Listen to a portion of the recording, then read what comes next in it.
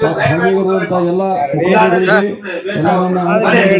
ಇಂದು ವಿಜಯಪುರ ಜಿಲ್ಲಾ ಸೇವಾದಳದ ವತಿಯಿಂದ ಹಮ್ಮಿಕೊಂಡಂತ 3 ದಿನದ ತರಬೇತಿ ಶಿಬಿರ ಸಮಾರೋಪ ಸಮಾರಂಭದೊಂದಿಗೆ ಈಗ ತಾನೇ ಮುಕ್ತಾಯವಾಗಿದೆ.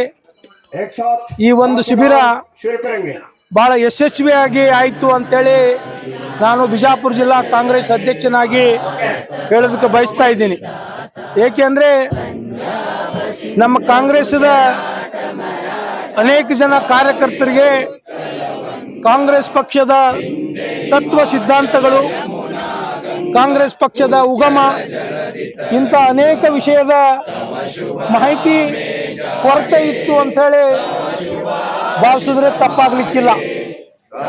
ಅಂಥವ್ರಿಗೆಲ್ಲರಿಗೂ ನಮ್ಮ ರಾಜ್ಯ ಸೇವಾದಳದ ಅಧ್ಯಕ್ಷರಾದಂಥ ಶ್ರೀಯುತ ರಾಮಚಂದ್ರಪ್ಪನವರ ಅಧ್ಯಕ್ಷತೆಯಲ್ಲಿ ಸುಮಾರು ಜನ ತರಬೇತಿದಾರರು ಉಡುಪಿಯಿಂದ, ಮಂಗಳೂರಿನಿಂದ, ಹುಬ್ಬಳ್ಳಿ ಧಾರವಾಡದಿಂದ, ದಾವಣಗೆರೆಯಿಂದ 15 ಜನ ತರಬೇತಿದಾರರು ಬಂದು ಸುಮಾರು